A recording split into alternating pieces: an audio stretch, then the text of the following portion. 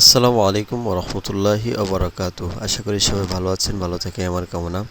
আজকে আমাদের ভিডিওর মূল পর্যায়ে হচ্ছে আমরা আজকে বিডাইকিউর যারা প্রবলেমটা রয়েছেন, বিডাইকিউটা করতে পারতেছেন না, সেট আপ করতে পারতেছেন না, ওল্ড ভার্সনটা আপনি অফ করতে পারতেছেন না, আজকে তাদের জন্য এই ভিডিওটা। আপনি ভিডিওটা মনোযোগ সহকারে দেখেন, আজকের ভিডিও থেকে অবশ্যই আপনি করতে পারবেন। প্রথমে আমরা চলে যাব আমাদের আমাদের ক্রোম ব্রাউজারে।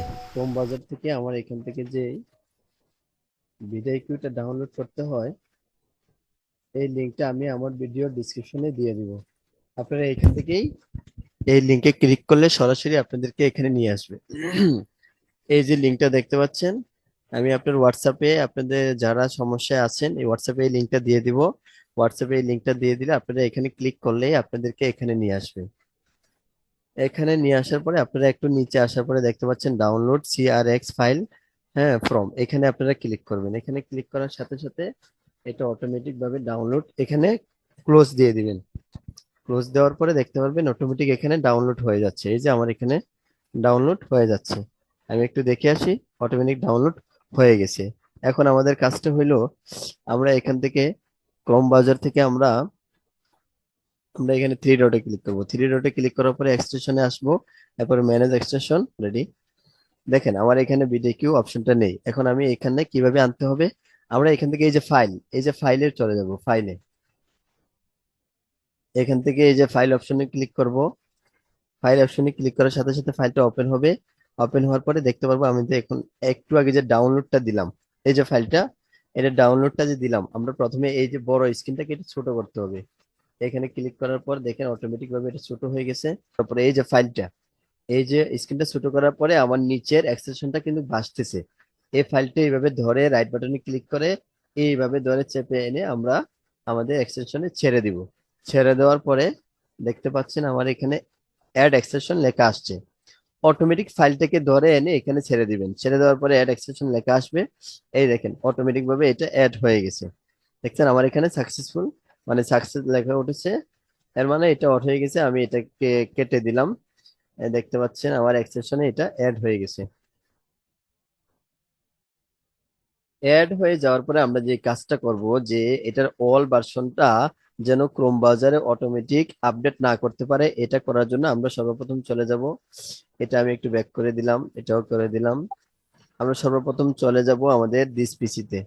দিস পিসিতে আসার পরে আমরা এখান থেকে চলে যাব আমাদের লোকাল ডিস্ক সিতে চলে যাব।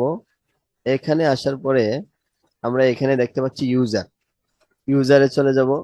ইউজার থেকে আমরা ডিফল্টে না যেয়ে আমরা আমাদের পিসিতে যে নামটা আছে ওই নামটাতে আমরা চলে যাব আমাদের পিসিতে। পিসিতে যাওয়ার পরে এখানে অ্যাপ ডাটা, এখানে কিন্তু অনেকের অ্যাপ ডাটা এই অপশনটা ভাসে না। এই অপশনটা না ভাসলে আপনারা কি করবেন, আপনাদের যে কিবোর্ডের যে উইন্ডোজ আর আর, উইন্ডোজ আর ইংলিশ যে শব্দটা আছে আর, এটা দুইটা একসাথে চাপ দিলে এভাবে নিচে শো করবে রান। এই যে রান, এখানে নিচে আপনি পার্সেন্ট অ্যাপ ডাটা পার্সেন্ট লিখে সার্চ দিলেও কিন্তু আপনাকে এই জায়গায় নিয়ে আসবে। দেখেন আমি এটা কেটে দিব, আমি এটা কেটে দিলাম। এই দেখেন উইন্ডোজ আর দুইটা একসাথে ক্লিক করার পরে অ্যাপ ডাটা লিখে পার্সেন্ট প্রথমে, পরে অ্যাপ ডাটা, আবার পার্সেন্ট লিখে ওকে দিব। ওকে দেওয়ার পরে দেখতে পাচ্ছেন অলরেডি আমাকে অ্যাপ ডাটার ভিতরে নিয়ে আসছে। এখানে উপর থেকে অ্যাপ ডাটা ক্লিক করব।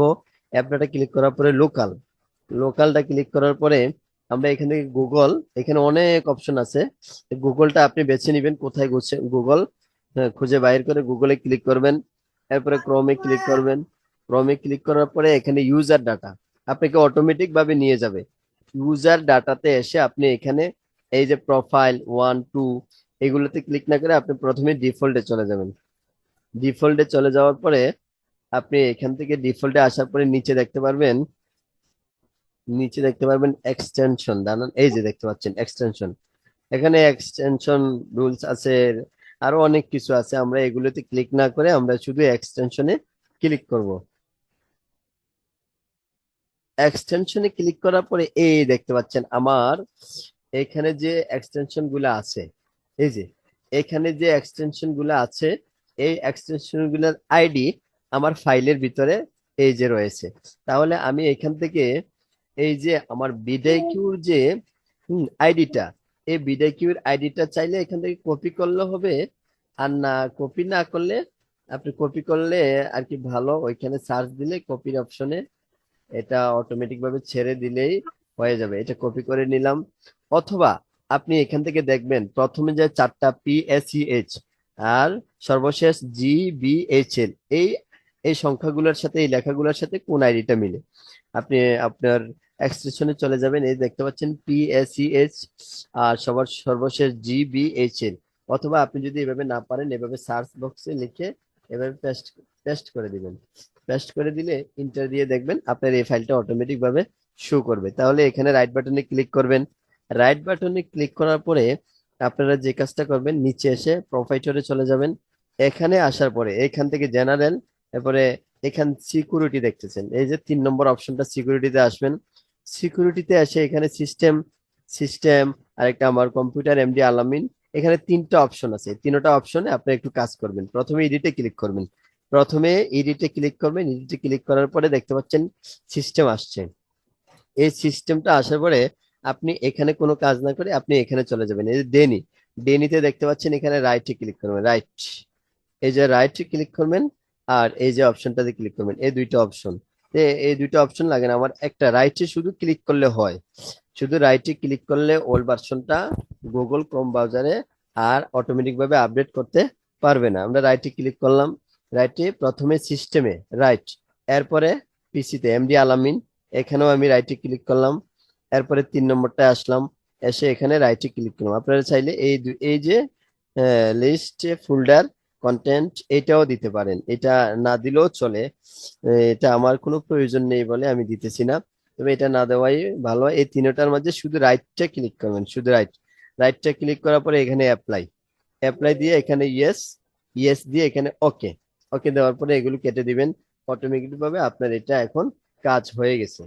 এটা আপনার ক্রোম বাজারে আপনার এটা অটোমেটিক ভাবে আর আপডেট করতে পারবে না। তাহলে আমরা এই জিনিসটা করার জন্য অনেকে হতাশা হয়ে গেছে, আজকে কয়েকদিন যাবত অনেকে পারতেছেন না। তাই এই ভিডিওটা যদি আপনারা যারা যারা পারতেছেন না ভিডিওটা